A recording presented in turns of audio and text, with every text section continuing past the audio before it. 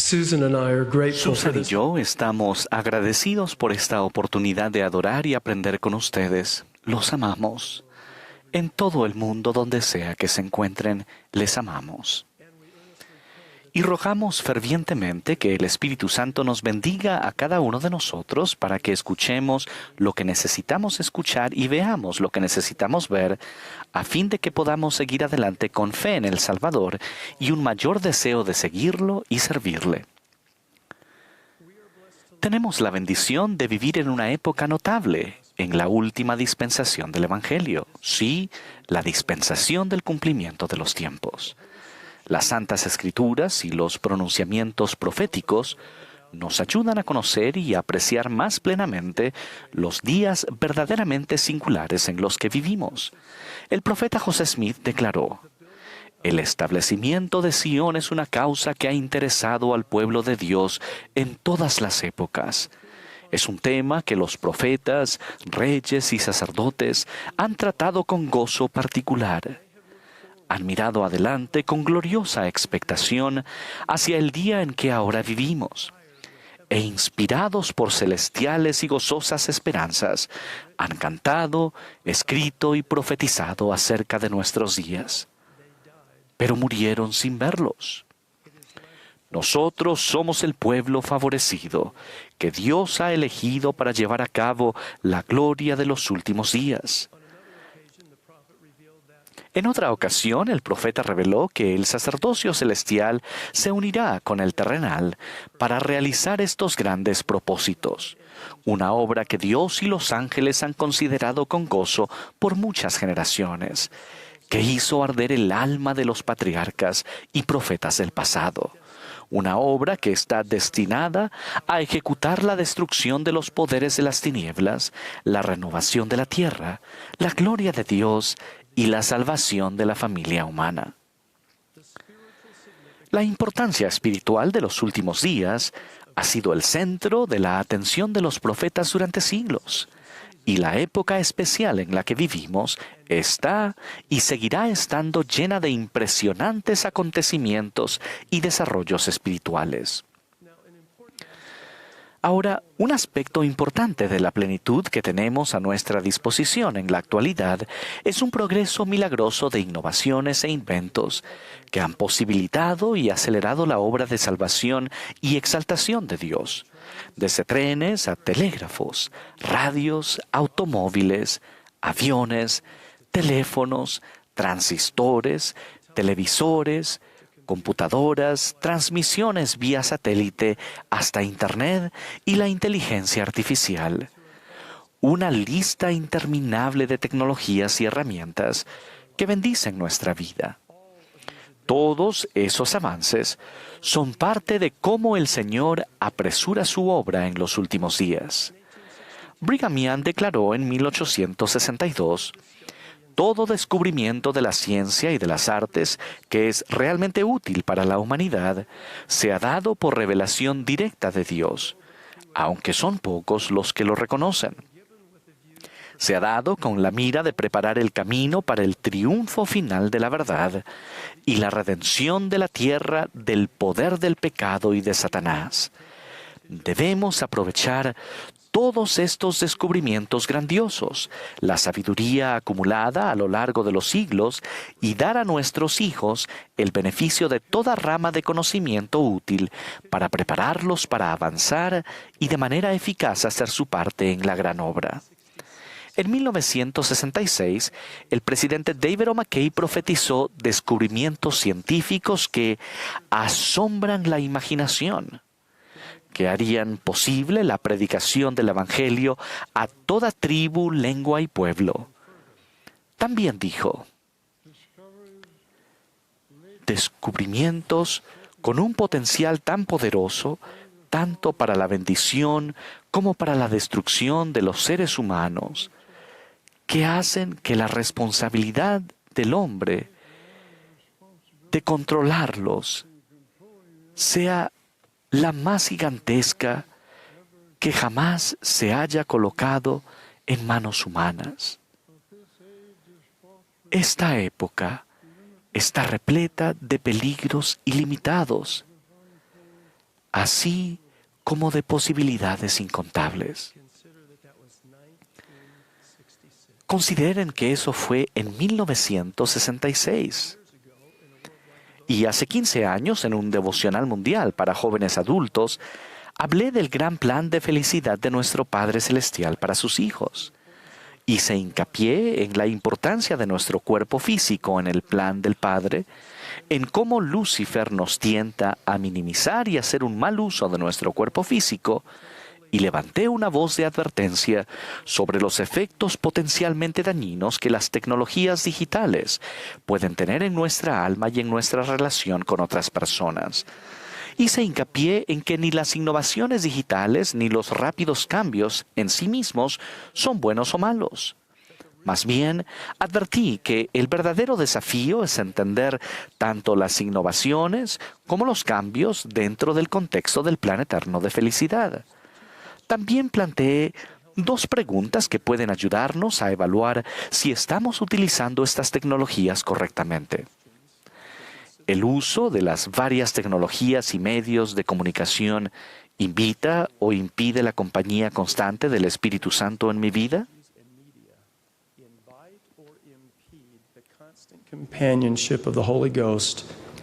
Y pregunta número 2.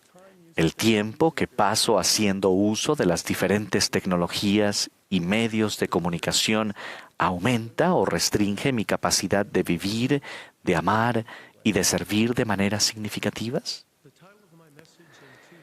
El título de mi mensaje en 2009 fue Las cosas como realmente son. Y tal era el caso en ese entonces.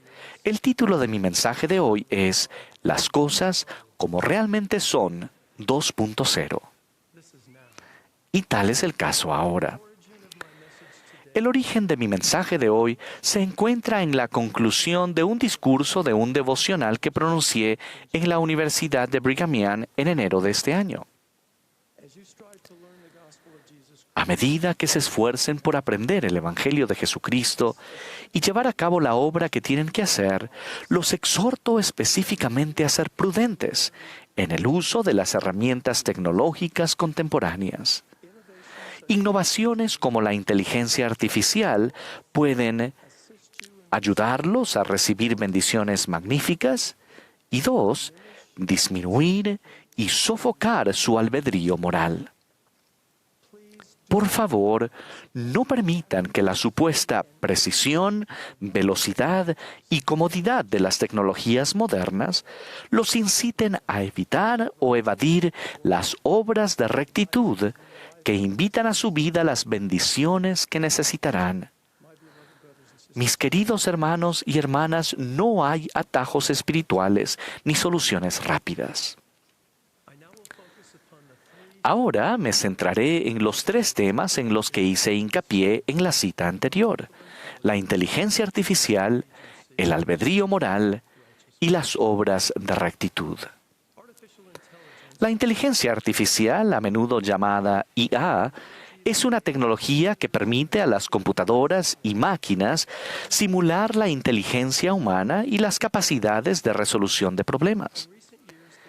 En los últimos años, el desarrollo y la aplicación de tecnologías de IA ha avanzado a un ritmo excepcionalmente rápido y ha influido en casi todos los campos de la actividad humana: la medicina, la ciencia, la educación, la arquitectura y la construcción, la comunicación, la economía, el comercio minorista, la fabricación y muchos otros campos. Y a medida que el uso de la IA se extiende cada vez más, los peligros ilimitados y las posibilidades incontables, recuerden esa frase del presidente McKay, los peligros ilimitados y las posibilidades incontables se hacen más evidentes. Esta notable tecnología ofrece el potencial de avanzar en el conocimiento, mejorar nuestra calidad de vida, facilitar la comunicación y la conexión, mejorar el aprendizaje y el crecimiento personal y fomentar la creatividad y la innovación. La IA también tiene el potencial de oscurecer nuestra verdadera identidad como hijos e hijas de un amoroso Padre Celestial, distraernos de las verdades eternas y de las obras de rectitud necesarias para el crecimiento espiritual, engendrar orgullo y un menor reconocimiento de nuestra dependencia de Dios, y distorsionar o reemplazar la interacción humana significativa. Cuando son instruidos se creen sabios y no escuchan el consejo de Dios porque lo menosprecian, suponiendo que saben por sí mismos. Por tanto, su sabiduría es locura y de nada les sirve y perecerán. Pero bueno es ser instruido si hacen caso de los consejos de Dios. Hermanos y hermanas, consideren la siguiente posibilidad peligrosa. Un compañero desarrollado por IA, una novia o un novio, puede ser meticulosamente diseñado para ofrecer experiencias atractivas y adictivas, apelando a una amplia gama de necesidades emocionales y sociales. Esta personalización crea una sensación de conexión y comprensión, lo que hace que las interacciones con estos compañeros virtuales sean sumamente atractivas. El encanto se acentúa aún más por su disponibilidad las 24 horas del día, los 7 días de la semana y la ausencia de las complejidades que a menudo se encuentran en las relaciones humanas, desde recordar fechas importantes hasta responder de una manera consistentemente comprensiva. Estos compañeros de IA están programados para cumplir roles de compañerismo idealizados, haciéndolos especialmente adictivos y distorsionando las percepciones de las cosas como realmente son en las relaciones humanas auténticas. Además, los compañeros virtuales, diseñados específicamente para apelar y evolucionar con las necesidades emocionales de una persona, pueden causar estragos en relaciones que antes eran estables. Al igual que el monóxido de carbono, estas relaciones virtuales pueden convertirse en el asesino invisible de las relaciones reales. La falsa intimidad emocional puede desplazar la intimidad emocional de la vida real, que es precisamente lo que une a dos personas. Una persona puede encontrar consuelo y alivio en un compañero virtual de una manera que erosione la dependencia mutua entre esposo y esposa. Y algunas personas pueden caer en esta trampa sin darse cuenta de que se trata de una violación del compromiso exclusivo con un cónyuge, debido a que un compañero virtual no es real y no cuenta como otra persona. Recuerden siempre que un compañero de IA es solo un algoritmo matemático. No le gustan ustedes. No se preocupa por ustedes. En realidad, no sabe si ustedes existen o no. Repito, es un conjunto de ecuaciones computacionales que los tratarán como un objeto sobre el que se actúa, si ustedes lo permiten. No permitan, por favor, que esta tecnología los tiente a convertirse en un objeto. Este ejemplo no es más que uno de los millones de peligros potenciales de la inteligencia artificial. Mi intención no es sugerir que la inteligencia artificial sea inherentemente mala, no lo es. Ni tampoco estoy diciendo que no debemos usar las muchas facultades de la IA en formas apropiadas para aprender, comunicar, elevar e iluminar vidas, así como para edificar y fortalecer la Iglesia. Claro que debemos hacerlo. No debemos temer a la IA ni intentar escondernos de ella. Pero el potencial de rectitud de esta asombrosa herramienta tecnológica solo se puede llevar a cabo si somos conscientes de sus peligros y nos protegemos de ellos. A fin de navegar por la compleja intersección de la espiritualidad y la tecnología, los santos de los últimos días deben, 1. Reconocer con humildad y oración los principios del Evangelio que pueden guiar su uso de la inteligencia artificial, y 2, esforzarse sinceramente por obtener la compañía del Espíritu Santo y el don espiritual de la revelación. Los invito a repasar y a estudiar los principios rectores de la IA desarrollados y distribuidos por la Iglesia a principios de este año.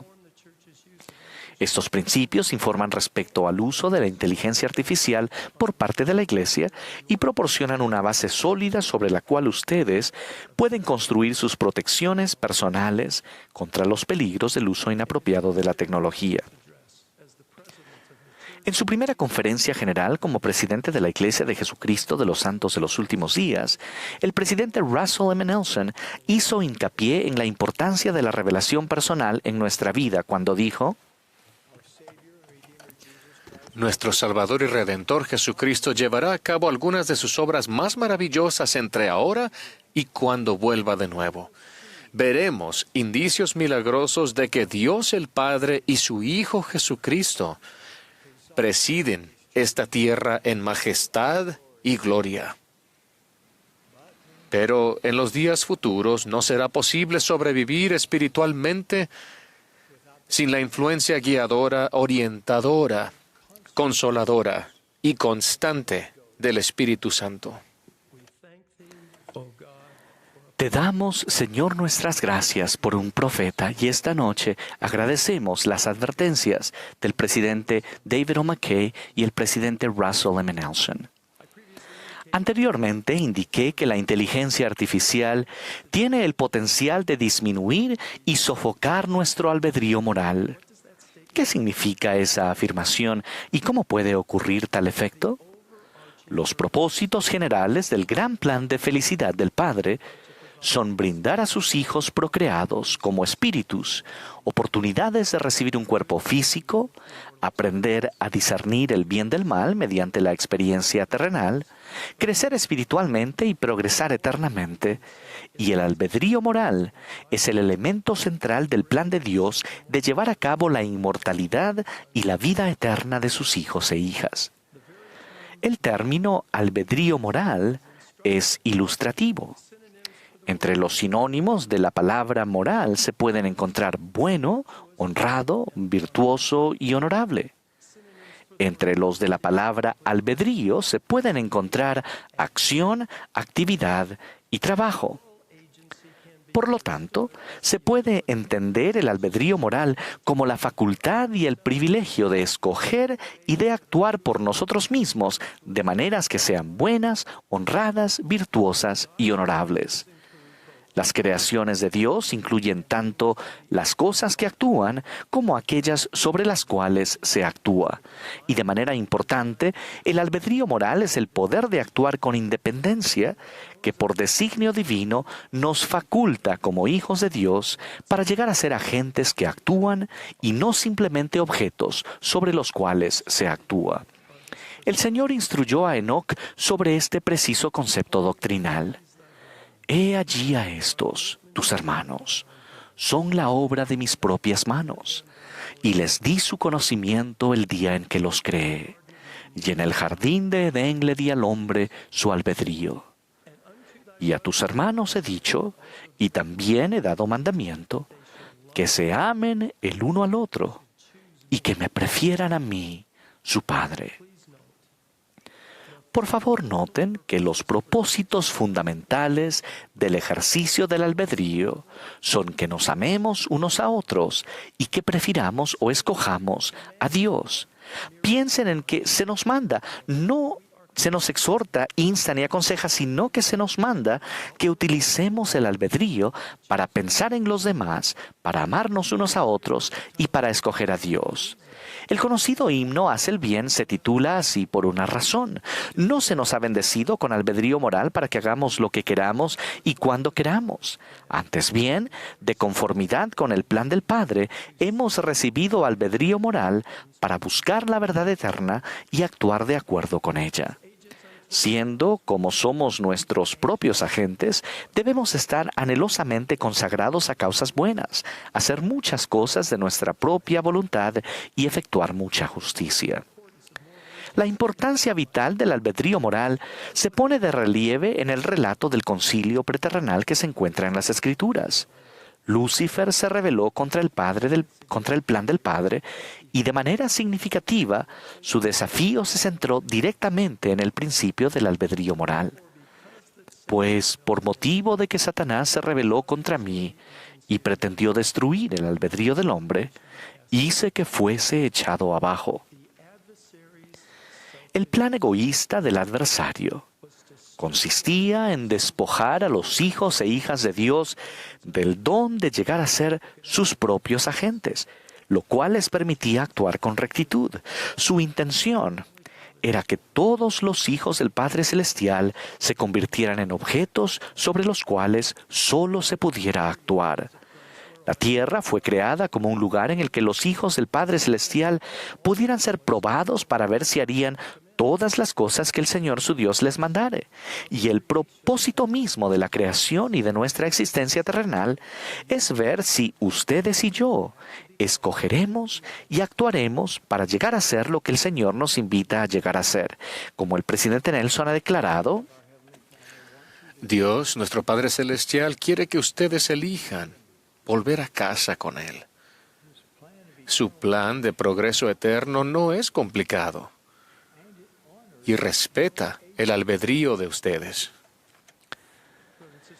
hermanos y hermanas, nuestra esperanza y aspiración es la gloria celestial con nuestras familias en la presencia del Padre Celestial y de su Hijo amado, el Señor Jesucristo. Por esta y muchas otras razones, el presidente Russell M. Nelson nos ha invitado a pensar de manera celestial. Ahora, presten atención. La facilidad de uso, la precisión percibida y el rápido tiempo de respuesta que caracterizan a la inteligencia artificial pueden crear una influencia potencialmente seductora, adictiva y sofocante en el ejercicio de nuestro albedrío moral. Debido a que la IA está encubierta por la credibilidad y las promesas del progreso científico, ingenuamente podríamos ser seducidos a entregar nuestro precioso albedrío moral a una tecnología que solo puede pensar de manera celestial. Al hacerlo, podemos ser transformados gradualmente de agentes que pueden actuar a objetos sobre los que solo se actúa, y podríamos, sin saberlo, ayudar a Lucifer a lograr en la vida terrenal lo que no pudo lograr en la preterrenal.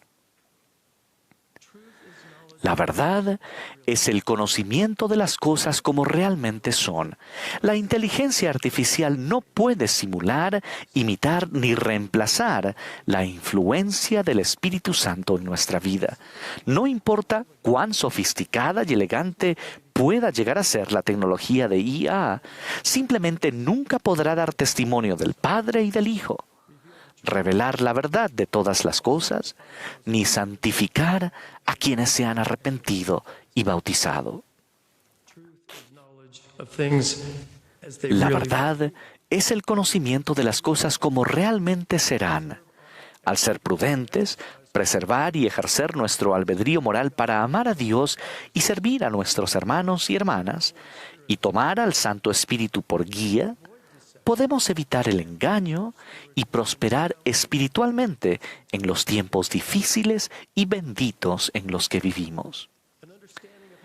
La comprensión del plan de felicidad del Padre Celestial nos ayuda a reconocer que las obras de rectitud son algo necesario para el progreso espiritual. Como hijos e hijas de Dios, cada uno de nosotros tiene una naturaleza y un destino divinos y ha heredado habilidades espirituales de Él. Nuestro Padre Celestial y su Hijo amado son creadores y nos han confiado en la vida terrenal una porción de su poder para crear. Nuestra capacidad particular de obrar y crear es significativa en lo espiritual precisamente porque es fundamental en el plan del Padre y constituye una de las máximas expresiones de nuestro potencial divino.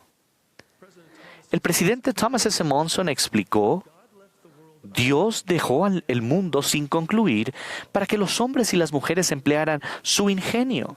Dejó la electricidad en la nube y el petróleo en la tierra. No tendió los puentes sobre los ríos, no taló los bosques, ni edificó ciudades. Dios nos da el reto de la materia prima, no la facilidad de las cosas terminadas.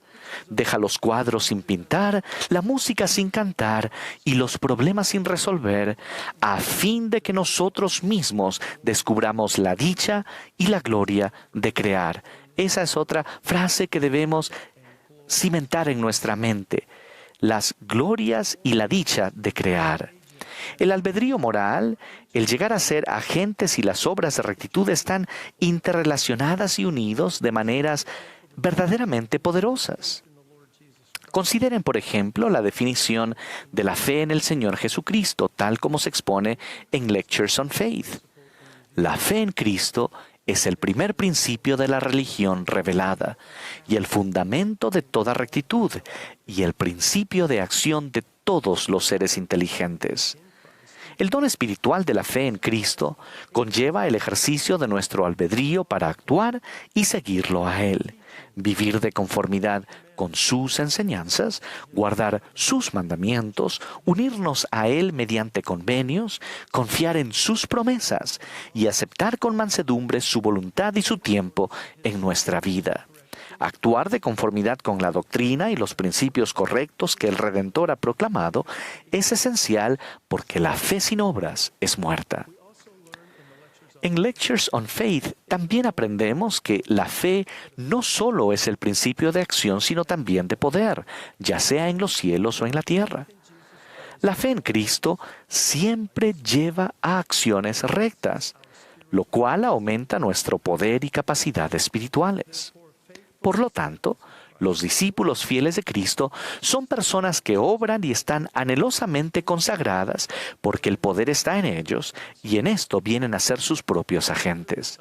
Los discípulos devotos actúan de manera constante y concienzuda, de acuerdo con sus habilidades y circunstancias, como agentes para obrar o hacer algo, tanto en el aspecto temporal como en el espiritual de sus vidas y en el servicio a los demás. Comprender que la fe en el Salvador es un principio de acción y de poder sugiere un modelo continuo de obras de rectitud que son una expresión fundamental de dependencia y confianza en Él, así como una fuente de aprendizaje y progreso. Por estas razones importantes, las obras son esenciales para nuestro progreso espiritual. El presidente Ezra Taft Benson enseñó: el nuestro es un evangelio de trabajo, decidido, desinteresado y realizado en el espíritu del verdadero amor de Cristo. Solo así podemos desarrollar nuestros atributos divinos. Solo de esta manera podemos convertirnos en instrumentos dignos en las manos del Señor. Ahora, déjenme ser muy sinceros.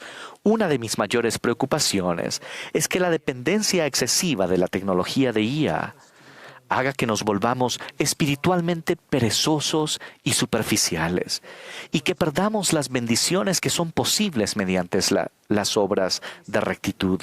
Me pregunto, ¿cuántos mensajes de la reunión sacramental y lecciones de la escuela dominical del sacerdocio y de la sociedad de socorro del próximo domingo se habrán generado a partir de la IA? Un simple comando dictado a su dispositivo digital, esperar unos segundos o minutos y tendrán lo que necesitan. Pero, ¿realmente tendrán lo que necesitan? Creo que la IA puede ayudar adecuadamente a recopilar información, evaluar nuestro pensamiento, examinar nuestro estilo de escritura y acelerar un proceso iterativo de aprendizaje línea por línea y precepto por precepto. Sin embargo, las capacidades divinas para crear y obrar pertenecen exclusivamente a cada uno de nosotros como hijos e hijas de Dios. Sin duda podemos generar y producir contenido fabuloso para un discurso de una reunión sacramental con IA. Pero el objetivo no es simplemente producir o presentar contenido impresionante. Más bien, es obrar y llegar a ser lo que Dios desea y anhela que lleguemos a ser. En lo que a mí respecta, yo no utilizo esta tecnología para generar o redactar mis discursos, artículos o contenidos para otros proyectos. Este es y debe ser mi esfuerzo diligente, mi trabajo creativo y, lo más importante, mi búsqueda para estar abierto a la inspiración del Espíritu Santo. Sí utilizo esta tecnología para evaluar mi trabajo. Por ejemplo, después de terminar de escribir el mensaje que les estoy comunicando ahora, le pedía a una aplicación de IA que analizara y describiera el tono del discurso para una audiencia mundial de jóvenes adultos que son miembros de la Iglesia de Jesucristo de los Santos de los Últimos Días. Estos son los comentarios que recibí. El tono de este discurso es solemne e instructivo, ya que el autor se vale de referencias de las Escrituras y experiencias personales para enseñar acerca de la importancia de discernir las realidades espirituales de las ilusiones mundanas. El discurso también es esperanzador y alentador, pues el autor invita a los jóvenes adultos a buscar revelación y seguir el ejemplo del Salvador en la vida diaria. El discurso tiene por objeto inspirar fe y acción entre su audiencia y advertirle de los peligros de ser engañados por las mentiras de Satanás. Basándome en esta revisión hice varios cambios que espero que mejoren el mensaje general. Ustedes serán los jueces de eso. Ahora, mis amados hermanos y hermanas, por favor, recuerden siempre que no debemos vender nuestra primogenitura espiritual de descubrir la dicha y la gloria de crear por un plato de guisado tecnológico. No os engañéis, Dios no puede ser burlado, porque todo lo que el hombre siembre, eso también segará. Porque el que siembra para su carne, de la carne segará corrupción, pero el que siembra para el Espíritu, del Espíritu segará vida eterna. La ley de la cosecha es verdadera, ayer, hoy y para siempre. La conversión continua al Señor requiere un trabajo centrado, sostenido y en rectitud. Debemos esforzarnos por convertirnos en agentes que ejercen fe en el Salvador y actúan y evitan convertirse en objetos sobre los que simplemente se actúa. Recuerden siempre que llegar a ser un discípulo devoto requiere un trabajo centrado, sostenido y en rectitud. Debemos esforzarnos por convertirnos en agentes que ejercen fe en el Salvador y actúan y evitan convertirse en objetos sobre los que simplemente se actúa. La revelación personal requiere un trabajo centrado, sostenido y en rectitud. Debemos esforzarnos por convertirnos en agentes que ejercen fe en el Salvador y actúan, y evitan convertirse en objetos sobre los que simplemente se actúa. Buscar apropiadamente los dones del Espíritu requiere un trabajo centrado, sostenido y en rectitud. Debemos esforzarnos por convertirnos en agentes que ejercen fe en el Salvador y actúan, y evitan convertirse en objetos sobre los que simplemente se actúa. Para ser claros, no nos ganamos las bendiciones de Dios ni nos hacemos merecedores de ellas solamente por medio de nuestras obras individuales. La voluntad y el tiempo de Dios determinan cómo y cuándo recibimos sus tiernas misericordias. Pero ustedes y yo tenemos la obligación espiritual de trabajar, crear y aprender por nosotros mismos. La voz de advertencia que elevé en 2009 fue seria, enfática y urgente, porque los peligros y las posibilidades de la tecnología que estamos analizando apenas estaban emergiendo. Y tal era el caso en ese entonces. La voz de amonestación que elevo hoy es más seria, más enfática e incluso más urgente, porque los peligros y las posibilidades de la tecnología que estamos analizando se encuentran en todas partes todo el tiempo, y tal es el caso ahora. El Espíritu Santo testifica de la verdad. Ustedes y yo tenemos la responsabilidad de asegurarnos de que el Espíritu Santo siempre pueda dar testimonio de la verdad y la autenticidad de todo lo que decimos y compartimos, tanto en nuestra forma como en nuestro contenido. La promesa para cada uno de nosotros es que podemos aprender a usar esta tecnología apropiadamente con la guía, la protección y las advertencias que vienen por el poder del Espíritu Santo.